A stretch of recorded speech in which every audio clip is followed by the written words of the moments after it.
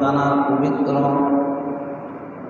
আল আওলাদ আহলে বাইত কিবলা ও কাবা কদম যুগলের সিজদা কদম বসি আরজ ফরত। আজকের এই জুম্মা নামাজ পড়ার নিমিত্তে যে সকল মুসল্লি কিরাম মসজিদে হাজির হয়েছেন,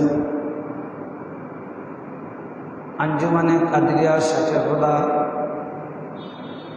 শাখা কমিটির সম্মানিত সভাপতি, অত্র কমিটির সেক্রেটারি সহ সকল সদস্যবৃন্দ, খাস করে আমার সকল পীর ভাই ও বোনেরা, লাইভ টেলিকাস্টের মাধ্যমে দেশ বিদেশ হতে যে যেখান থেকে যে অবস্থায় আজকের আলোচনা শ্রবণ করছেন, আপনাদের সবার প্রতি রইল আমার আন্তরিক সালাম, শুভেচ্ছা, অভিনন্দন, মোবারকবাদ। আসসালামু আলাইকুম ওয়া রাহমাতুল্লাহি ওয়া বারাকাতুহু। আপনারা সবাই অবগত আছেন, এই শাওয়াল মাসের শুরু থেকে কাদরিয়া তরিকার ভবনের সূর্য হযরত সৈয়দ শাহ আলী আব্দুল কাদের শামসুল কাদের মাওলা হুজুর পাক কাবা কিবলার পবিত্র বেসালে হক, এই উপলক্ষে এই মাসে মাওলা হুজুর পাকের শানে আলোচনা করিয়াছি। তারই ধারাবাহিকতার আলোকে আজকের জুম্মাতে মাওলা হুজুর পাকের কিছু কারামত পাক এবং তানার কিছু মর্যাদা আপনাদের মাঝে তুলে ধরার চেষ্টা করব, যদি মালিক মাওলা আমার প্রতি দয়া করে, কারণ তার দয়া ছাড়া আমরা একেবারেই বেকার। কোনো না আছে বলার শক্তি, না আছে কর্ম করার শক্তি। এর আগে আমি একটি কথা বলবো, সেটা হলো এই যে আমরা যে আলোচনাগুলো করি,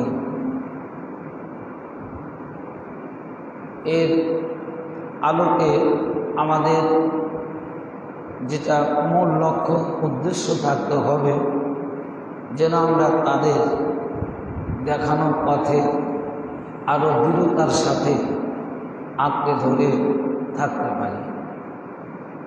এছাড়াও আরেকটি হাকিকাত রয়েছে, সেটা হলো এই যে ওয়াজ করবেন যে কোনো বিষয়, যে কোনো সাবজেক্টে, কিন্তু এমন কিছু আলোচনা, এমন কিছু বিষয় যাদের আলোচনা, যাদের কথা বর্ণনা করলে যেটা ইবাদতে শামিল হয়, আর সেই ব্যক্তিবর্গই হলো আহলে বাইত আওলাদে রাসূল, যাদের শানে আলোচনা করলে এহলৌকিক পরলৌকিক শিক্ষা এবং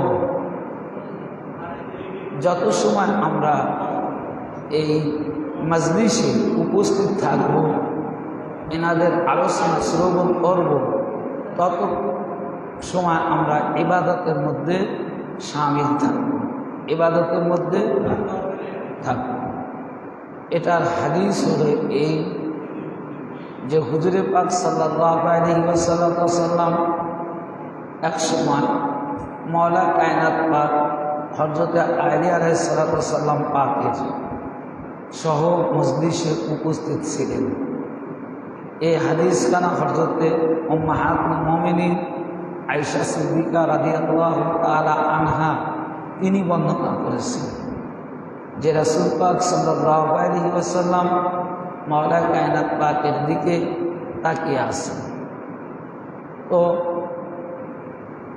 রাসূল পাক সাল্লাল্লাহু আলাইহি ওয়াসাল্লামের ওই মজলিসে হযরতে আবু বকর সিদ্দিক তিনি মওলা কায়নাত পাকের চেহারার দিকে তাকিয়ে আছেন। তো মৃত্যু বছরে হজরতে আয়েশা সিদ্দিকা রাদিয়াল্লাহু তাআলা আনহা তিনি তার আব্বাকে জিজ্ঞাসা করলেন যে হে আমার আব্বা, যে মজলিসে রাসূল পাক স্বয়ং উপস্থিত আসতেন ওই মজলিসে আপনি রাসূল পাককে ডিঙিয়ে মওলা আলী আলাইহিস সালামের দিকে কেন বারবার তাকাচ্ছিলেন? তো তখন তিনি বললেন, হুজুর পাক বলছেন তাকনা আদিস ইবাদাতের খোদা, যে মওলা আলী আলাইহিস সালামের দিকে তাকানোটা আল্লাহ তাআলারই ইবাদতের শামিল হয়। হযরতে আয়েশা সিদ্দিকা রাদিয়াল্লাহু তাআলা আনহা তিনি যেহেতু উম্মাহাতুল মুমিনিন রাসূল পাকের ঘরানা, তো তিনি হুজুর পাককে এই প্রশ্নটা রিপ্লাই করলেন যে ইয়া রাসূলুল্লাহ, ইয়া হাবিবাল্লাহ, হুজুর আমি আমার আব্বার থেকে এই কথাটা জানতে পারলাম যে মওলা আলী আলাইহিস সালামের দিকে তাকানো ইবাদত। তখন হুজুর পাক বললেন যে হ্যাঁ, মওলা আলী আলাইহিস সালামের দিকে প্রথম বললেন মওলা আলী আলাইহিস সালামের জিকির করা ইবাদত, তারপরে বললেন মওলা আলী আলাইহিস সালামের দেখা ইবাদত, এবং পরবর্তীতে যখন আয়েশা সিদ্দিকা রাদিয়াল্লাহু তাআলা আনহা তিনি বললেন যে মওলা আলী আলাইহিস সালাম থাকবে না, তখন কাকে দেখব? তখন জিকিরের কথা বলেন, এমন একটা পরিবেশ হয় যদি আমরা জিকির করতে না পারি। তখন হুজুর পাক বললেন যে যদি তোমরা মওলা আলী আলাইহিস সালামকে দেখতে না পাও, তার জিকির করতে না পারো, তোমরা হৃদয়ের মধ্যে অন্তরের মধ্যে মওলা আলী আলাইহিস সালামের মহব্বত রেখে যে জিকির করবে, যে কলবের মধ্যে যে জিকির রাখবে, ওটাই আল্লাহর ইবাদত হয়ে যাবে। তাহলে চিন্তা করেন যে আমরা আসলে এমনি এমনি, আমি পূর্বেও বলি, সবসময় কথাটা বলবো যে আমরা এই যে সাবজেক্ট পরে আলোচনা আমরা এই জন্যই করি যে ইবাদতও হচ্ছে, জিকির হবে, এবং তানাদের কর্ম, তানাদের কারামত পাকগুলো আমরা হৃদয়ঙ্গম করে আমাদের হৃদয়কে প্রশান্তি লাভ করব, যাতে আমরা সহজে তাদের কদমের নিচে থাকতে পারি এবং আরও দৃঢ়ভাবে আঁকড়ে ধরতে পারি। আলোচনার বিষয়ই তো এটা।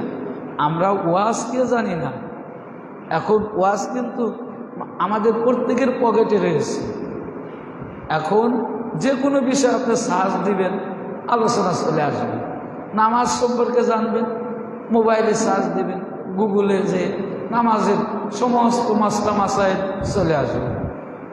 আউলিয়া কেরামের বিষয়ে আপনারা জানতে চাবেন, ওই গুগলে সার্চ দিবেন, নেটের জগতে সমস্ত আউলিয়া কেরামের জীবনী, কারামত চলে আসবে।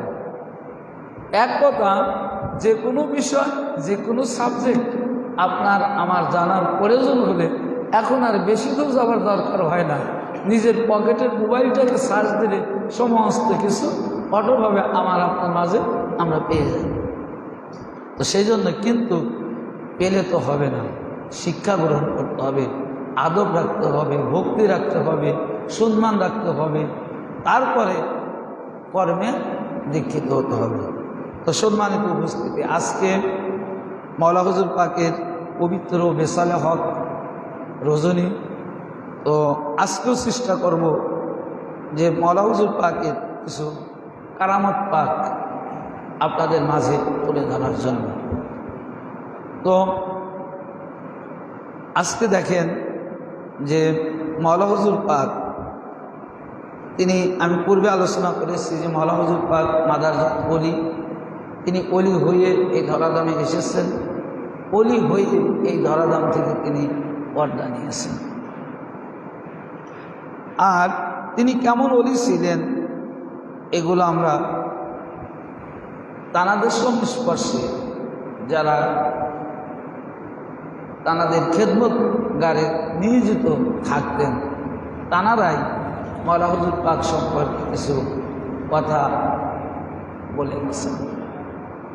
আজকে দেখেন যে কথাটা আমি বলতেছি, যে এই ঘটনাটা মাওলা হুজুর পাকের জীবনী থেকে এসেছে। তানার একজন খাদেম খন্দকার ইউসুফ আলী সাহেব, তিনি তানার মূল কিছু কথাবার্তা আলোচনা করতেছেন। হুজুর পাকের সান্নিধ্যে থাকা তিনি কি লাভ করেছেন। এই ঘটনাটা খুবই একটি হৃদয় বিদারক ঘটনা, এবং যেটা সাধারণত কোনো মুরিদানের কাছে কোনো পীর বলে থাকে না, কিন্তু খাস মুরিদান যারা অর্থাৎ খেদমতগারে থাকে, একবারে এমন একটা পর্যায়ে উন্নতি হয় যে তখন ওই কথাগুলো এমন কিছু কথা ওরা প্রকাশ করলে ওই মুরিদান আনন্দে উদ্বেলিত হয়ে যায়, মানে কষ্টও পাবে না, ভয়ও পায় না, আনন্দ পায়। ঠিক এমন একটি ঘটনায় খন্দকার ইউসুফ আলী তিনি বলতেছেন যে আমি একবার স্বপ্নে দেখলাম যে মওলা হুজুর পাক আমার সংবাদ দিচ্ছেন, কিসের? মৃত্যুর সংবাদ। চিন্তা করে যে মানুষকে যদি মৃত্যুর সংবাদ দেওয়া যায়, যদি বলা যায় যে তুমি এত তারিখে এত সময় তুমি এই দুনিয়ার থেকে চলে যাবে, তাহলে কী অবস্থা। এই যে আমি যে একটি ঘটনা প্রথমে বললাম যে এমন কিছু ঘটনা আছে যে এই ঘটনাগুলো সব পরিধানকে বলে না, খাস খুসুসিয়াত যাদের নিকট বললে তারা কষ্ট পাবে না, বরং ওই দিনটাকে পাওয়ার জন্য আনন্দের সহিত ওই দিনটাকে গ্রহণ করার জন্য তারা বেঁচে লাইন থাকবে। এমন মুরিদান যারা তৈরি, তাদের মধ্যে সব মুরিদানের কাছে না বললেও কিছু মুরিদানের কাছে এইরকম কিছু গুরুত্বপূর্ণ কথা মওলা হুজুর পাক বলতেন। তাই খন্দকার সাহেব ইউসুফ আলী সাহেবের কাছে এই কথাটা হুজুর পাক স্বপ্ন যোগে বললেন। আর স্বপ্নটা বিশেষ করে খাস করে হুজুর পাকদের স্বপ্ন, এটা চিরন্তন সত্য। ইবলিস বিভিন্ন রকমের রূপ ধরতে পারে, বিভিন্ন রকম সুরতে আসতে পারে, কিন্তু আওলাদে রসুল রাসূল পাক এবং তার আহলে বায়তের সুরাত ইবলিস কখনো ধারণ করতে পারে না। তো এই স্বপ্নটা যখন দেখছেন তিনি, তখন তিনি বলতেছেন যে আমার এই স্বপ্নের মধ্যেই আমার ভয়ে গা হাত পা একেবারে মানে জীর্ণ শীর্ণ হয়ে আসছে, কারণ মৃত্যুর সংবাদ, এটা তো আমি প্রথমেই বলেছি যে এটা কিন্তু কম কথা নয়। তো তখন ওই স্বপ্নের মধ্যেই মওলা হুজুর পাক তাকে হুকুম করলেন যে হে ইউসুফ, তুমি কি করো, তুমি এক পেয়ালা চা পান করো।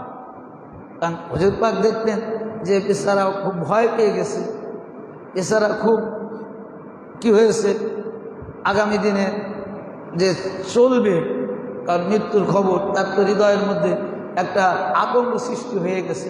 তখন ওই আতঙ্ককে দূর করার জন্য মওলা হুজুর পাক তাকে এক পেয়ালা চা খাওয়ার নির্দেশ দান করলেন, হুকুম করলেন। তিনি বলতেছেন যে আমি স্বপ্নের মধ্যে এক পেয়ালা চা পান করলাম। চা পান করার সাথে সাথে তিনি বলতেছেন যে আমার যে মৃত্যুর যে একটা ভয়, আমি যে স্বপ্নটা দেখলাম, এই স্বপ্নের যে একটা ভয় যে কাজ আমার ভিতরে করছে, সমস্ত কিছু দূরীভূত হয়ে গেল নিমেষে, এবং আমার অন্তরটা, হৃদয়টা আনন্দে ভরপুর হয়ে গেল। এবং আমি তখন বাহিরে, অর্থাৎ প্রত্যেকটা মানুষই পারিবারিক জীবিকা নির্বাহের জন্য কাজকর্ম করতেন, সময় পেলে হুজুর পাকের সাথে থাকতেন, আবার সময় পেলে কি করতেন, নিজের পরিবার পরিজনের খাবার জীবিকার জন্য বাইরে যেতেন। তখন তিনি বলতেছেন যে ওই দিন থেকে আমি আর বাইরে যেতাম না, কারণ ওই তারিখ পর্যন্ত। ঠিক তিনি মৃত্যুর পহর অর্থাৎ গুনতে থাকতেন, ঠিক যে তারিখ, যে সময়, যে দিন হুজুর পাক তাকে স্বপ্নে আবিষ্কৃত করেছিলেন, ঠিক সেই টাইমে, সেই দিনে, সেই সময় তিনি এই দুনিয়ার থেকে পর্দা নিলেন। তো এখানে দেখেন যে তাহলে এনারা কিরকম অলি হলেন, কিরকম অলি হলে এনারা এত বড় নিখুঁতভাবে সত্য কথাকে গায়েবে খবর কিন্তু এনারা দিতে পারেন। তো এটা গেল মওলা হুজুর পাকের একটি কারামাত পাক। মওলা হুজুর পাক এমন কিছু কারামত পাক দেখাতেন যে কারামতগুলো একেবারে আশ্চর্যিত। তো এটাও ব্যারিস্টার ইউসুফ আলী তিনি এর কারামত পাকটা তিনি উল্লেখ করছেন যে আমি এক সময় মওলা হুজুর পাককে জিজ্ঞাসা করলাম, কি জিজ্ঞাসা করলাম, যে ইয়াকা মওলা, আপনি তো ভবিষ্যৎবাণী বলে দেন, আসলে তা কি সত্য হয়? এই যে মানুষ যখন আসে, আপনি অনেকের অনেক কিছু বলে দেন, করে দেন, বা আর্জি করলে এগুলা কি সবই প্রকৃতপক্ষে সত্যে রূপান্তরিত হয়? তখন মওলা হুজুর পাক বললেন যে তুমি জেনে রাখো যে আমরা এমন একটি জায়গা থেকে আল্লাহ তাআলা আমাদেরকে প্রেরণ করেছে যে আমরা যদি ছলনার বশেও যদি আমরা কোনো কথা বলে থাকি, ওটা হুবহু সত্য পরিণত হয়ে যায়। ছলনার বশে মানে ইচ্ছা নেই, হঠাৎ করে একটা ঘটনা বলে ফেলল। তো মওলা হুজুর পাক তিনি বলতেছেন যে আমরা একটা কথা যদি ছলনার বশে, অর্থাৎ ইচ্ছা নেই, বলবো না, কিন্তু মুখ দিয়ে বের হয়ে গেছে, তো ওটা দেনান্দের সত্যে পরিণত হয়ে যায়। এই ঘটনা থেকে হুজুরে গাউসে পাকের একটি কারামত পাক হুবহু মিলে যায়। এমন মিলে যায় যে আসলে হুজুরে গাউসে পাকের যে পাওয়ার, হুজুরে গাউসে পাক যে ক্ষমতা নিয়ে এই ধরাধামে আগমন করছিলেন, ঠিক তিনি ওই একই ক্ষমতা তার আওলাদের মধ্যে তিনি রেখে যান, গাউসিয়াতের মাসনাদের মালিক করে তিনি রেখে যান। যার কারণে হুজুরে গাউসে পাকের পরে যত তানার আওলাদ পাক আসবে, ওই কারামত পাক হুজুর পাক, হুজুরে গাউসে পাক যা যা করছে ওগুলো তানারাও করতে পারেন। তো এই জায়গা যে হুজুরে গাউসে পাকের জামানার একটি ঘটনা দেখেন কতটা মিল। তো হুজুরে গাউসে পাকের জামানায় কিছু কট্টরপন্থী উগ্রবাদী মানে লোক, তানারা বলতেছে যে আজকে আমরা গাউস পাককে একটা পরীক্ষা করব। যেই শুনি যে হুজুরে গাউসে পাক জীবিতকে মৃত্যু করে, মৃত্যুকে জীবিত করে, এটা কতটুকু সত্য, এইটাকে আজকে আমরা প্র্যাকটিক্যালি ভাবে যাচাই করব। তো তাহলে কি করা যায়?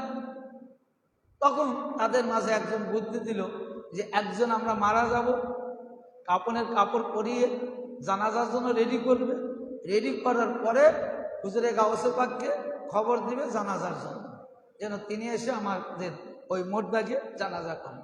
তো হুজুরে গাউসে পাক যদি গায়েবের খবর জানে, হুজুরে গাউসে পাক যদি বুঝতে পারে যে ওই ব্যক্তি মারা যায়নি, তাহলে জানাজা করবে না।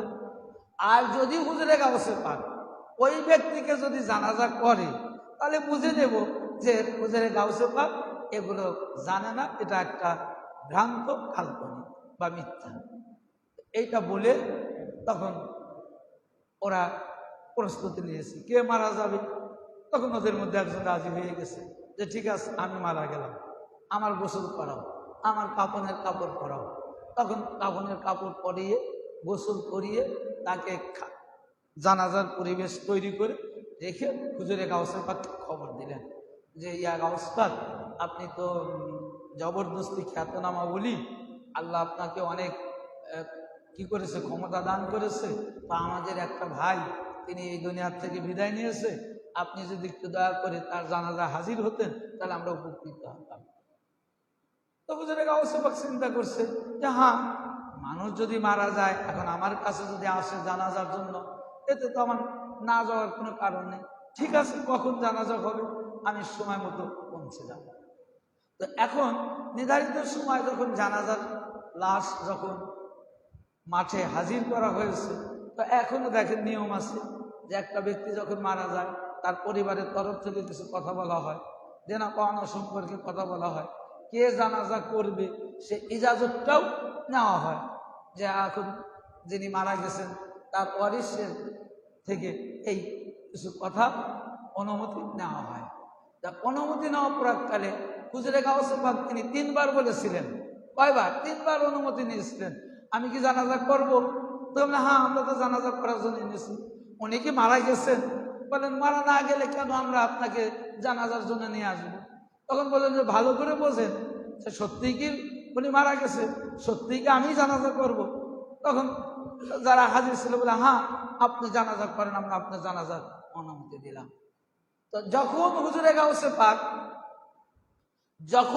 গাউসে পাক ওই ব্যক্তির জানাজার জন্য যখন দাঁড়িয়ে গেছেন, দাঁড়িয়ে যাওয়ার সাথে সাথে আল্লাহ রাব্বুল আলামিন আজরাইল আলাইহিস সালামকে প্রেরণ করে দিলেন।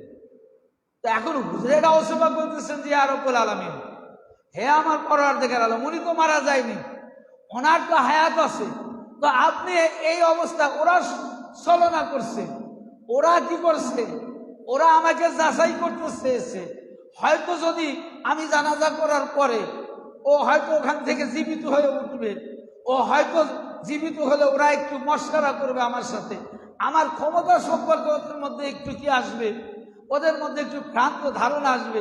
কিন্তু এই অবস্থায় তো একটা মানুষের হায়াত থাকা অবস্থায় সে তো মারা যেতে পারে না।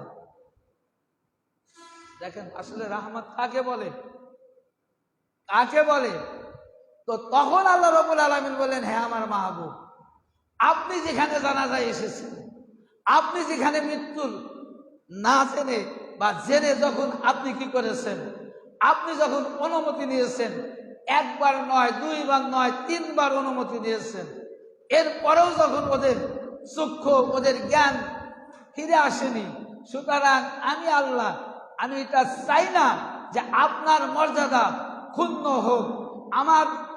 আপনার মর্যাদা রক্ষাতে ওর যদি হায়াত যদি আরো বেশি থাকে, আমি এই মুহূর্তে ওর হায়াতকে কেটে ওর কাছে আমি মালাকুল মউত পাঠিয়ে দিলাম।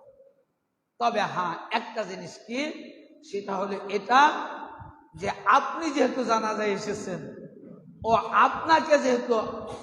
আপনাকে যেহেতু কি করেছে, যাচাই করতে চেয়েছে, তো আপনার আসার গৌরবের কারণে, আপনার জানাজার শরীক হওয়ার কারণে, ও যে আল্লাহর ওলির সাথে যে বিরুদ্ধাচরণ করলো, আল্লাহর ওলির সাথে যে ও অন্যায় যে বেয়াদবি করলো, এই বেয়াদবিটা আমি আল্লাহ মাফ করলাম, এবং ওর তওবার সাথে ওর মৃত্যুটা আমি কি করলাম, গ্রহণ করলাম, এবং ও মৃত্যুর সাথে সাথে ও জান্নাতে দাখিল হবে। আর ওর জানটা কবজ হওয়ার সময় যে মৃত্যুর যে আযাব ছিল, যে ভয়াবহতা ছিল, আপনি সামনে থাকার কারণে এই আযাব থেকে আমি আল্লাহকে রক্ষা করে দিলাম, আমি এইটুকু করে দিলাম, কিন্তু ওর হায়াত আর মৃত্যু হবে না।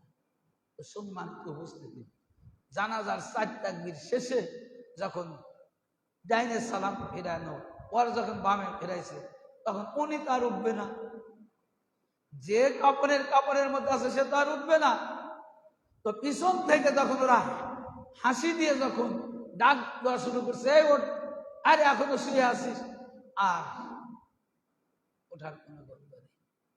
তখন হুজুরে গাউসে পাক বললেন যে তোমরা জেনে রাখো, আমরা ছলনা বসে, তোমরা যেটা বোঝো না, যেটা জানো না, আমরা আল্লাহর ওলি, আল্লাহ আমাদেরকে ওলি করে এই দুনিয়ার জিন্দেগিতে প্রেরণ করেছে।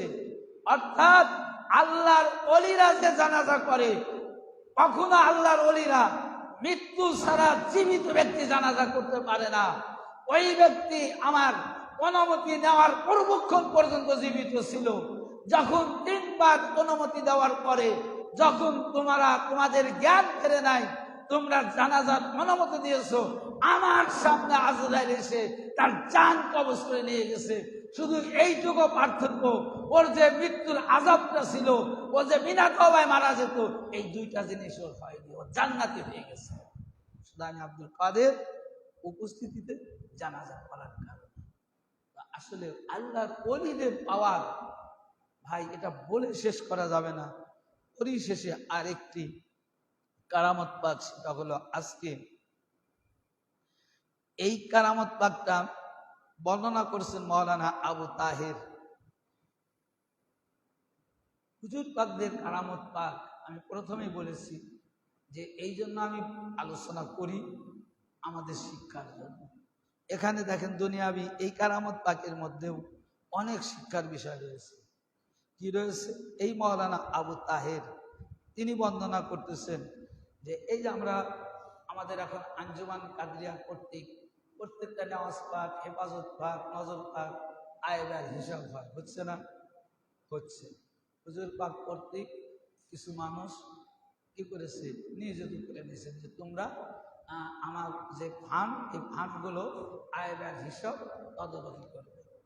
তো এটা আসলে মওলা হুজুর পাক থেকেই পরিচালিত, এই ঘটনার থেকে এটা প্রমাণিত। তো মাওলানা আবু তাহের তিনি হুজুর পাকের, নজর পাকের আয় ব্যয়ের হিসাব দেখাশোনা করতেন। তিনি বলছেন আমি দেখাশোনা করতাম এবং 3 মাস অন্তর অন্তর, কয় মাস, 3 মাস অন্তর অন্তর আমি মাওলা হুজুর পাকের নিকট হিসাবটা দেখাতাম, বুঝিয়ে দিতাম। কিন্তু আশ্চর্যের বিষয় হলো এই যে হুজুর পাক কখনো খাতা দেখতেন না, লেখা দেখতেন না, বা যোগ বিয়োগ করলাম যে কত টাকা ব্যয় হয়েছে, কত টাকা আয় হয়েছে, এটা হুজুর পাক কখনো যাচাই করতেন না। উনি যেভাবে বলতেন হুজুর পাক বলতেন হ্যাঁ ঠিক আছে, পাস হয়ে যেত। কিন্তু একদিন তিনি বলতেছেন যে হঠাৎ আমি একটা হিসাব নিয়ে হুজুর পাকের কদম পাকে হাজির হলাম। হাজির হয়ে আমি আরজি করলাম মালিক পাক এই 3 মাসের হিসাব। তখন হুজুর পাক পূর্বের ওইভাবে ঠিক না বলে বললে যে হিসাবটা ভুল আছে। বললেন যে হিসাবটা কি আছে, ভুল আছে। তো যখন ভুলের কথাটা বললেন তখন উনি বলতেছেন যে আমি এত সুন্দরভাবে হিসাব করলাম, কোনোদিন হুজুর পাক হিসাব দেখে নাই বা শোনেও নাই, এমনি বলে দিছে ঠিক আছে, তাহলে আজকে ভুল কারণ কি? তো তিনি আবার আরজি করলেন যে মালিক মওলা আমার হিসাব ঠিক আছে, আমি খাতা পত্র দেখে করেছি, তো আপনি একটু দেখেন। তো হুজুর পাক আবারও বললেন যে না তোমার হিসাবে ভুল আছে। কিন্তু হুজুর পাক খাতা দেখছেন না, হুজুর পাক কোন হিসাব কোন জায়গায় ভুল আছে ওটাও দেখাচ্ছেন না, তিনি নিজেও দেখছেন না, বলতেছেন না। তো একবার, দুইবার, তিনবার বলার পরে তখন যেহেতু হুজুর পাকের হুকুম, তো তিনি তখন চিন্তা একটু কষ্টই পেলেন যে এতদিন হিসাব দেই, হুজুর পাক কোনো কথা বলেন না, এক বাক্যে মেনে নেন। তো আজকে বারবার যখন বলছে ঠিক আছে আমি হিসাবটা আবার মিলায় নিয়ে আসি, খাতাটা ঠিক করে নিয়ে আসি। যখন তিনি হিসাব ঠিক করতে গেলেন তখন তিনি দেখেন যে ওই সময় তো আদা, আনা, 1 পয়সা এভাবে আয় ব্যয় লেখা হতো। তখন দেখে যে ওই আয়ের জায়গা ব্যয় বসেছে আদা আনা, আর ব্যয়ের জায়গা আয় আনা বসে গেছে। মানে হিসাব ঠিক আছে কিন্তু যোগ বিয়োগও ঠিক, কিন্তু একটা ভুল, আয়ের খাতে ব্যয় গেছে, ব্যয়ের খাতে আয় চলে এসেছে। তখন তিনি বললেন হায় হায় এটাই তো সত্য। তখন তিনি লজ্জিত হলেন এবং হুজুর পাকের নিকট তিনি তখন ওটা সেরে আবার আরজি করলেন যে মালিক আমার ভুল ত্রুটি মাফ করবেন, আসলে আমি একটা জায়গায় ভুল, বলে ওই জন্যই আমি বলেছিলাম যদি তুমি প্রথমে মেনে নিতে তাহলে এত কথা হতো না। তো ঠিক আছে তুমি সেরে আসো, এখন ঠিক হয়ে গেছে। তো এই যে হিসাব, এটার শিক্ষা কি? আজকে দেখেন যে আসলে আল্লাহর অলিরা যে গায়েব জানে, আল্লাহর অলিরা যে সমস্ত কিছু দেখতে পায়, এই কারামত থেকে এটা স্পষ্ট প্রমাণ।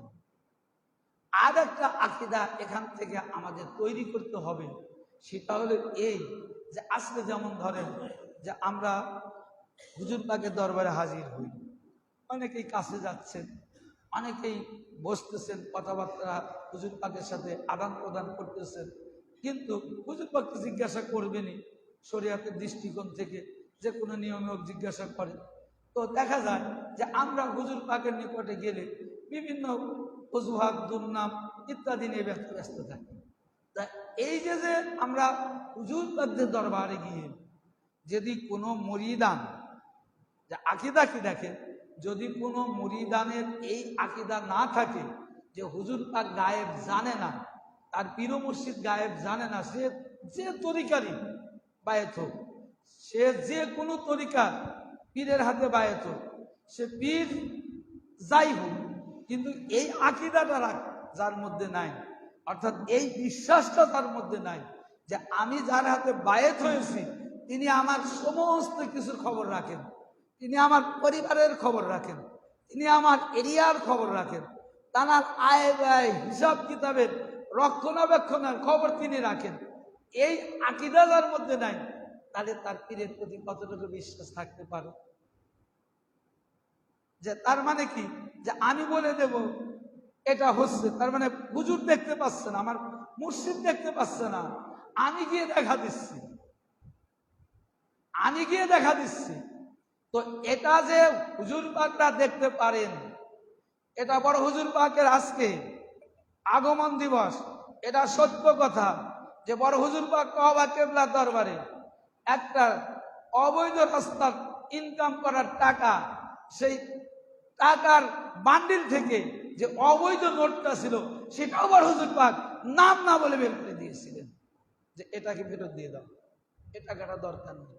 আর হুজুর পাক তানারা গায়ে, তানারা দয়ালু, তানারা হচ্ছে কি পর্দাশীল, তানারা যেরকম নিজেরা লজ্জা অবলম্বন করেন, অপরের লজ্জাকেও হুজুর পাকরা ঢেকে দেন, তানারা ওটা প্রকাশ করেননি।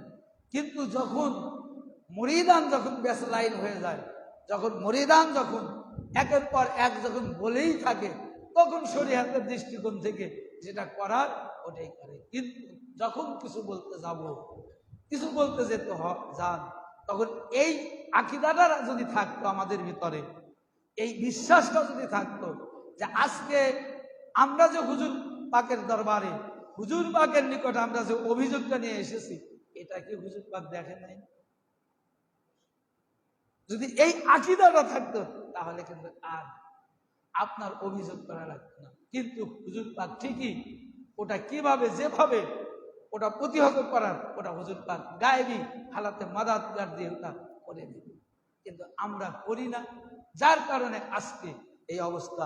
ঠিক মওলা হুজুর পাকের এই কারামাত পাক, এই যে হিসাবের কথাটা হুজুর পাকরা দেখেন কোন জায়গায় কত ব্যয় হচ্ছে, কোন জায়গায় কত খরচ হচ্ছে। ও ভাই, আমাদের বলার আগে, আমাদের আরজি জানানোর আগে হুজুর পাকরা ওটা কলকাতার থেকে যেখানে যে অবস্থাতে থাকে, হুজুর পাকদের সামনে ওটা একবারে স্পষ্ট দিবালোকের ন্যায় হুজুর পাকরা ওটা সশস্ত্র অবলম্বন করেন, শুধু শরিয়াতকে রক্ষা করার জন্য, আমাদের আপনাদের ইজ্জতকে রক্ষা করার জন্য, আমাদের মান সম্মানকে যাতে ধূলিসাৎ না হয়, এটাকে রক্ষা করার কারণে হুজুর পাক সার্বক্ষণিক চেষ্টা করেন যে আমার মুরিদানরা শান্তিময় নিরাপদে, অর্থাৎ সম্মানের সাথে এই ধরাধামে থাকে। এখন আমরা যদি আমাদের সম্মান নষ্ট করে দেই, তখন তার কিছু করার থাকে না। এরকম অসংখ্য হাজারো কারামত পাক মওলা হুজুর পাকের রয়েছে, আজকে তানার তুষ্পাক। তো আমি আপনাদের প্রত্যেকেরই অনুরোধ করব যে আকীদা দুরুস্ত করুন, আকীদা দুরুস্ত করে হুজুর পাকদের এই কারামত পাকগুলো শুধু বললাম, শুনলেন, ভালো, শোনার সাথে সাথে এইটুকু অনুরোধ করব যে এর মধ্যে থেকে যে শিক্ষাগুলো, সেই শিক্ষাগুলো যেন আমরা বাস্তবতার সাথে আমাদের জীবনের সাথে যেন আমরা কর্মে ক্ষেত্র করে এই দুনিয়ার জিন্দেগি থেকে শেষ বিদায় নিতে পারি। আল্লাহ রাব্বুল আলামিন আমাদের সবাইকে তৌফিক